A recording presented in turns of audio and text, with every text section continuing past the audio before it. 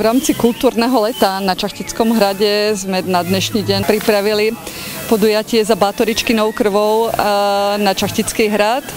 Ten názov vyplýva z toho, že Čachtické družstvo má v svojej produkcii vínko, ktoré sa nazýva Bátoričkyná krv.